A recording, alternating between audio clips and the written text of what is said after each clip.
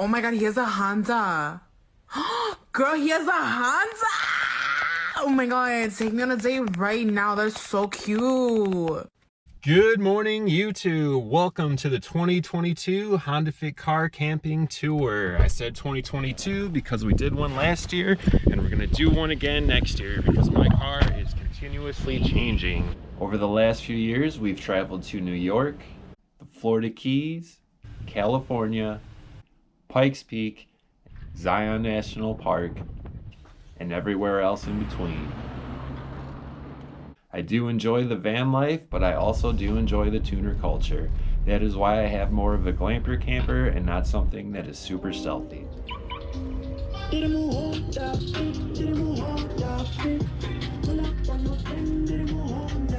When I left off last year, I just picked up a 12-volt cooler. I didn't have a bed frame, my tires were a smaller size, and my roof rack was a little different. My car's changed quite a lot since then, and it's probably going to change some more again by next year. So let's take a tour of my Honda Fit and all the modifications that I've done inside and out.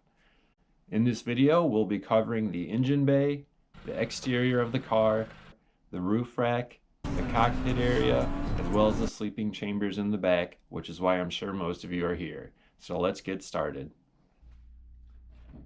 The engine bay. The first two modifications I'll cover are pretty big for Honda Fit owners. They are the oil catch can and the 51R battery upgrade. An oil catch can, since the Honda Fit has a GDI engine, this prevents the sludge from being dumped onto my valves.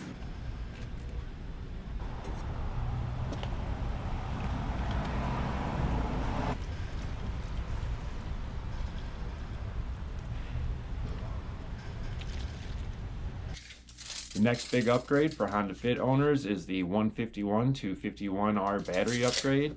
This is a battery from a Honda Civic or Honda Accord that will fit into the Honda Fit engine bay and will give you some more cold cranking amps. One of my first modifications to the vehicle was an aftermarket intake. I will be replacing this in the future with a custom one that will mount down more into the fender area.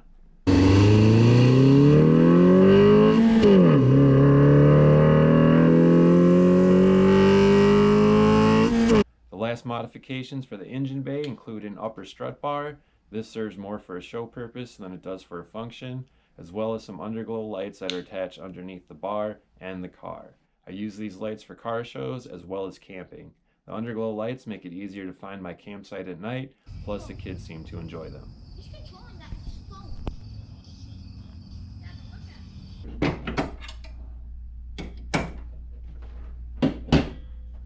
In the lower grille, we have a 20-inch LED light bar that's partially covered by the front license plate. This helps illuminate the road and not blind the person in front of me. Next to the light bar, we have a PA speaker that's hooked up to the CB radio / scanner. I mean, I'm going to be in the garage if you need help, bro. I just got to use the bathroom real quick, but I'll give you a hand with it if you want to. With this, I can tell people to camp at the park and not in the left lane. This speaker is powered through the CB radio / scanner unit, so it's not the loudest thing. I will be upgrading this in the future to a separately powered amplified speaker. One big difference from last year to this year is that we went up a tire size. We went from a 205/50/16 to a 205/55/16. This gave the Honda Fit a little over a ½ inch of ground clearance, so now we're able to get over some slightly larger obstacles, reaching those more remote campsites.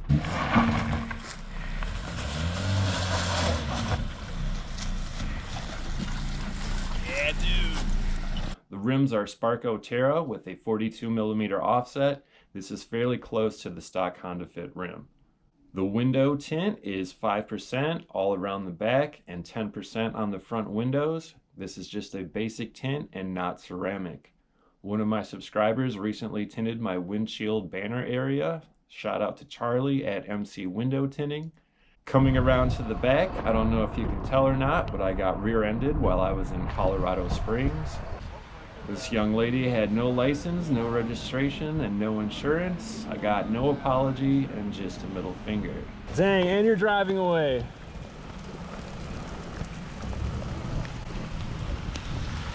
The trunk was pushed in, the bumper was cracked, and the roof channels were dented and scratched from when the roof rack slid forward. Got my CB radio antenna, some stickers on the back window. I'm probably gonna change those up. Carbon fiber wrap on the trunk. Coming over to our passenger side real quick, you can still see I have this half-ass rust repair job. I'm probably gonna touch it up later this year in the fall because there's a couple other nicks and dings I gotta take care of. These are all my Wisconsin State Park year passes. I do travel to Wisconsin a lot. I am from Illinois. I go rock climbing, and I'm currently exploring the 50 or so state parks of Wisconsin. Roof rack. We have a Thule roof rack system with Evo crossbars. This year we went from a 53-inch crossbar to a 60-inch crossbar. This was done to accommodate the Thule kayak rack on the side of the cargo basket. The kayak rack did replace the high lift jack that was on the driver's side. I am going to miss the stairs that I got from Jeep owners, but I never really used it. I bought this more for its winching capabilities rather than using it as a jack, and I do plan on adding a winch into the front bumper in the future. The basket is a Thule Canyon XT with extension. This brings the total length to approximately 70 inches long, and this stretches from the front of my windshield quite literally to the end of my car. As you can see, I have a few millimeters left of clearance to spare. I couldn't have got that any more perfect. All Thule parts were purchased used on Amazon, saving 33% off the total price.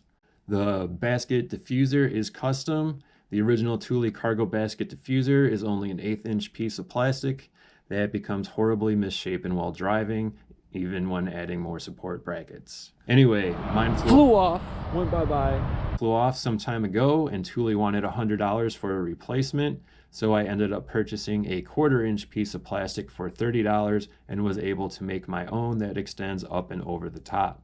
This is to help the airflow up and over the solar panels. Without the diffuser, I will lose up to 3 to 5 miles per gallon.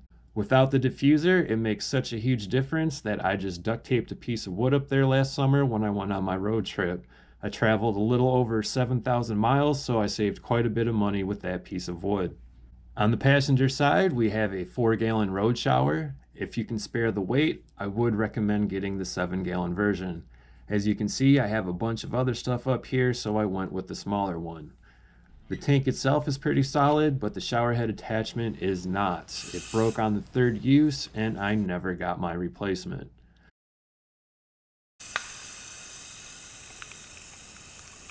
I don't think the shower head is necessary. Using the hose it came with to spray yourself down does a good enough job. Honestly, there's usually a lake or water source nearby that I jump into, so I mainly use the tank for doing dishes. I'll probably save the soap for the pots. I'd still like to find a different or better hose. I also wish the tank was rounded on the front rather than just having a pure flat surface. I think if it was rounded, I could squeeze another mile per gallon out of my car. Maybe I'll 3D print something for that, but I also said that last year. Moving on to the top of the basket, you can see we have 3 80-watt solar panels tied together in parallel. This keeps it a 12-volt system while increasing the amperage for a quicker charging rate. No, my car is not solar powered. This helps charge my portable power station, which we'll get into when we go over the inside. Do I need 3 panels? Yes and no. 2 panels totaling 160 watts did a good job for most of the year. However, when it got to winter, with fewer hours of daylight, overcast from the snow, and running my heated blanket at night, something that consumes a good amount of power, and along with all my other devices, 2 panels could not keep up, so I got a 3rd. Something I've been seeing a lot more of recently are hybrid charge controllers. This allows you to charge your auxiliary battery by solar and your alternator. This would come in handy during the winter months when you'd be able to warm up your car and top off your batteries while you bring your car up to temperature. The panels are held together by an aluminum angle frame that is connected to a 36-inch piano hinge that is connected to LED light bar roll bar mounts that is connected to the cargo basket. And I finally got around to adding the gas struts to the solar panels to prop this up. I collect enough power leaving the panels flat, but propping them up also makes it a lot easier to get stuff out of the cargo basket, and it looks nice while at camp. The panels clamp down on the back of the basket using off-road shovel mounts. The panels will stay down on their own, but this does help the array from bouncing around while driving. The panels do clip the kayak rack, but just a little bit. It's not too bad. A little bit. Nothing terrible, but it still works.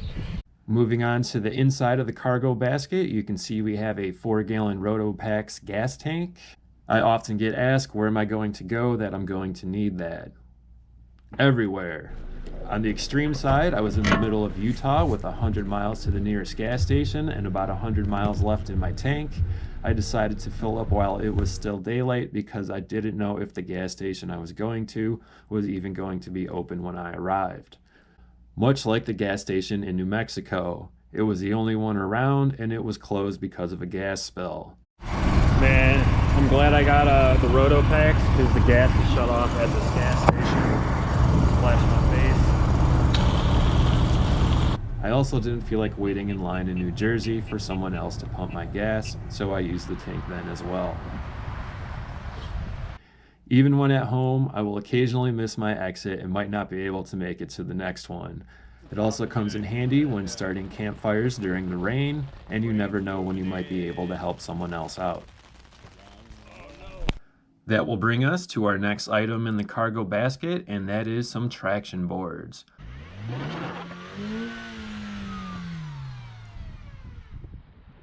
I used these twice when I first got them to get myself out of some snow, and just when I thought to myself that I haven't used these in a while, I used them to get a Sprinter van stuck out in the mud while I was in Indiana.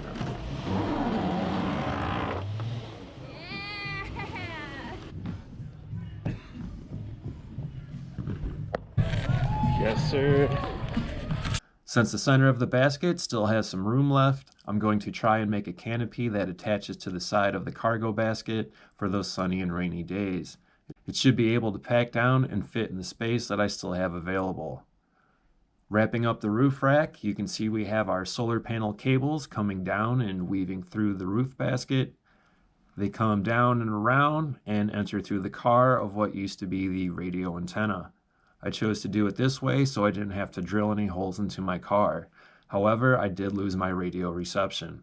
I didn't think this was going to be a big deal until I went to a drive-in movie theater and a holiday light show display where you need your radio in order to tune into a station and hear the audio.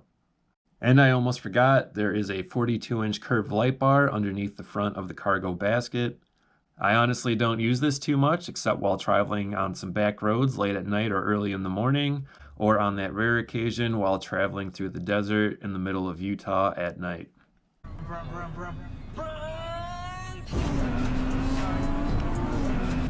Oh, coming into the cockpit area. This is probably going to change us the most over the next year. But from left to right, we have the old school GPS unit, because depending on where you're traveling, your cell phone might not get reception. Again, I'm met by a road closed. I don't have any cell service. I can find my way out, but I can't find the location that I wanted to go to. Last year, I think it was mounted to the vent. Now it's mounted to the window, and the cord goes flush behind the dashboard. Up into the front, we have our OBD2 diagnostic meter.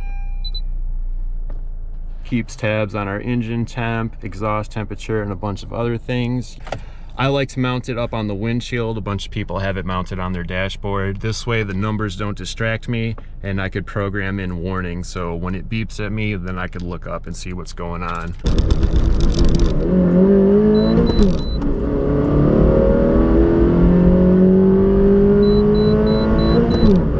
Right below that, we have the 1080p dash cam.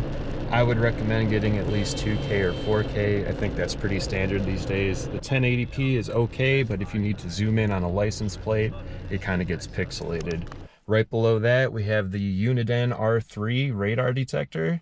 When I first bought this, I was very hesitant if spending the extra money on the arrows was worth it, but after a couple years of driving with it, I would definitely spend the extra money and get the arrows.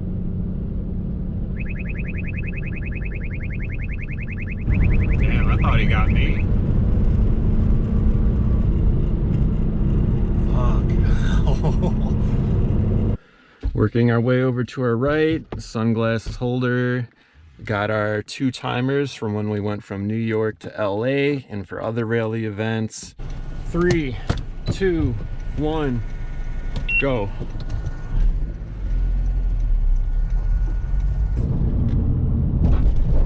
Oh shit. The iPass for the tollways, and then I have a Florida Sun Pass from the souvenir when I went down to the Florida Keys. GoPro mount in the corner. Another GoPro mount between the seats. It's just a PVC pole. I might invest in a nicer bracket. And in the cup holders, some nice air freshener. My change cup holder. Everyone always asks about this. I'm like, it's pretty cheap. I just got it at a gas station one time. And in the dead center, this will probably change over the next year. Got a pedal commander, so that's literally brand new. So we'll pretend that's not there. We've got the CB radio and scanner. Yes, police channels are mostly scrambled, but occasionally I do get a clear one in. This is something that I started using a lot more. When we were driving down to Indiana, a traffic jam showed up and it said it was going to be an hour delay. And I was like, well, what's going on? So we turned this on and we found out that it was a bad accident that was going to require 2 medical airlifts. So we definitely diverted around that traffic accident. Page Avenue, time tone 1724. Ambulance 27, medical emergency. Listening to the scanner also helps break up the monotony of just listening to podcasts and music.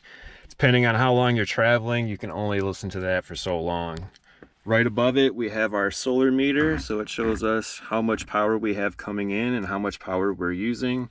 And to the right of that display, we have our hygrometer. It shows the high and low temperature that's recorded, as well as the high and low humidity that is recorded. And I know the humidity is something a lot of people pay attention to while they're car camping, so that's why that's in here. 7.7 degrees in the car. Definitely got frost everywhere. Can you see that? That is negative 21. Holy shit. Eventually I want to move this into the dashboard. The wife really wants the cup holders back, and I would like it too, because if I use this in the winter to store my soda, the heat's going to heat up my drink, and that's not fun. The glove box I like to keep clear for my passenger so they have room to store stuff since everything else is occupied. If we dive into the center console, that's where I keep my HBC items, health and beauty and cosmetics. Took me a couple years before I figured out what that stood for.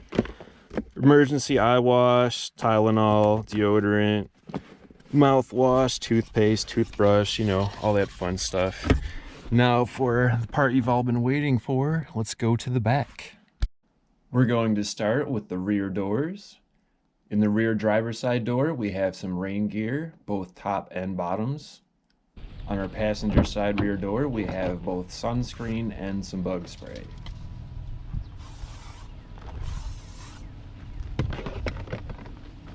Moving on to the hatch area, you can see I'm still using my foldable rock climbing pad or crash pad. This boulder pad is about 4 inches thick, while most campers are using something around 2 inches thick. It's designed to take falls from bouldering. Not only do I use this to go climbing, its other benefit is its stiff construction, so I don't need to cover up my frame completely with a piece of plywood, preventing my mattress from sagging. The one piece of plywood I did use is only a 1/2 inch thick. The 4-inch boulder pad and 1/2 inch piece of plywood combined is lighter than both the 2-inch thick piece of memory foam and the 3/4 inch piece of plywood that I would need underneath to support my mattress. The total weight of the frame is about 32.6 pounds, or roughly the weight of the rear passenger seat that I finally removed. I made a separate video going over the weight of everything that I've added to my car, making sure that it's not overloaded and to be as equally as balanced as possible. This is how my mattress is positioned while driving. Plenty of room to see out the back window and to place 2 backpacks toward the trunk area. If I need to bring more gear or bring a large item home, I can easily fold up the crash pad to remove it or position it to the side. This comes in handy when I'm bringing the pop-up tent. To sleep in the car, I'll scoot the seats all the way up, tilt them forward, and then unfold the pad all the way. Got the car tidied up.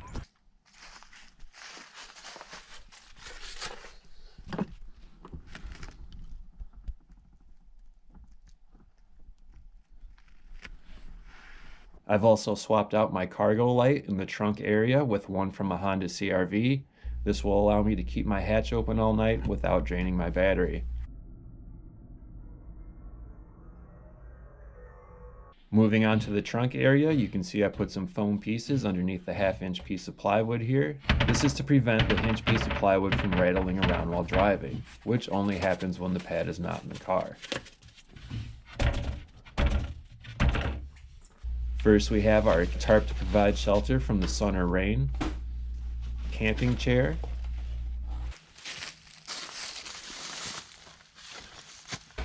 foldable camping table,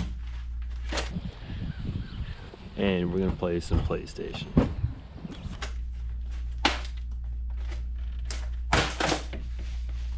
My custom DIY window inserts.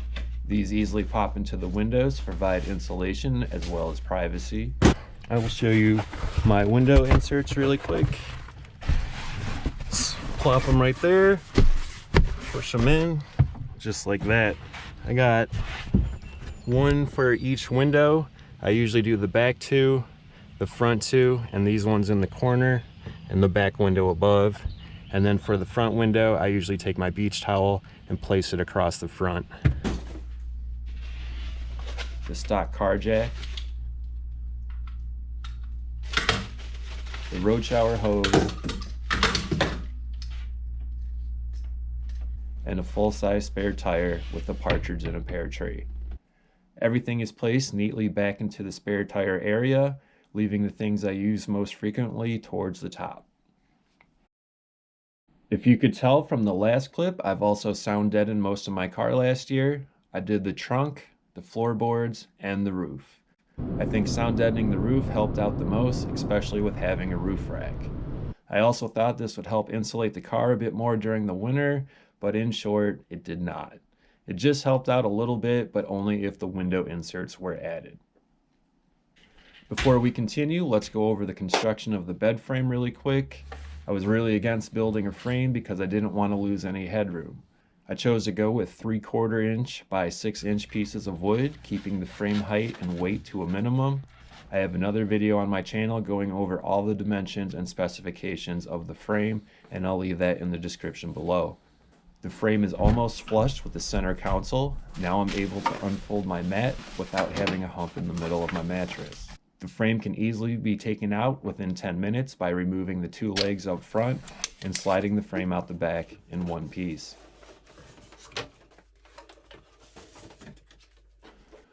One of the things I wanted to improve upon since last year was my cooking setup, and that leads us to our center storage area.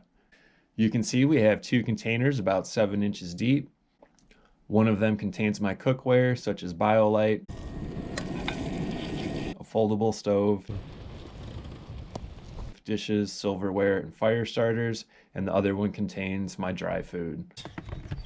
And in the other container, you'll see it's empty. This is usually where I keep my dry food and condiments, bread, potato chips, oatmeal, granola bars, that type of stuff. Once again, with the thickness of my mattress and the things I have occupying underneath the storage spaces, I won't need any extra plywood to cover up the frame and support my pad. Moving on to the front of the frame and continue on with our kitchen theme, we have our 21-liter 12-volt cooler. This was such a game changer. Not having to worry about getting ice or having soggy food, and being able to come back to the car and having a nice cold drink on a hot day is so nice. I just bought this last year, so on our last tour video, it was just thrown into the back. Some breakfast, some seafood for later, some of that, and eggs. Making room for the cooler was one of the reasons I finally decided on removing my other rear seat and building a frame. I decided to position the cooler behind the passenger seat to create easier access while stopped or pulled over. Reaper. In the rare case that I do need to save power, give me all the power! I'll run the cooler as a freezer during the day when the sun's out or while I'm driving. Then I'll shut the car off and unplug the cooler at night, and the items will stay frozen until the morning when the sun comes back out or I continue driving again. Sometimes during the winter months, I'll leave my food, camera batteries, and waters in the unplugged cooler to prevent them from freezing. It being so cold today, I had to put my water and my sandwiches in the cooler. Obviously the cooler's not on, but I put all my food in here to prevent it from freezing.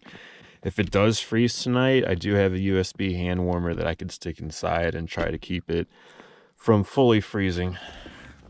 The last handy feature of the cooler is something I just started to mess around with this summer, and that is freezing water bottles in the cooler during the day and then attaching them to the back of my fan at night. This way I'll get a slightly cooler breeze from the fan and the frozen water bottles without putting out too much humidity into the air. Much better than a swamp cooler.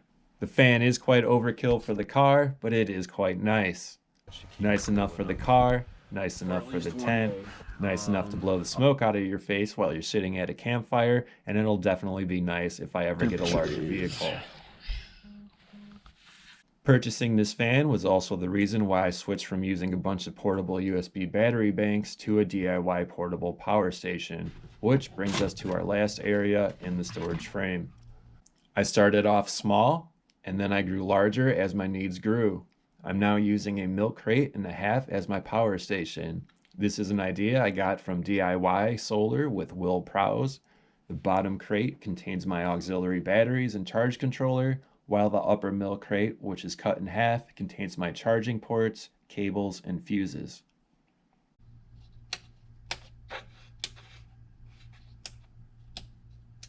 Did I mention I could change my own fuses?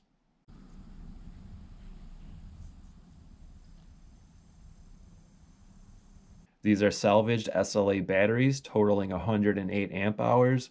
I will be upgrading these to a 100 amp hour lithium ion battery in the future.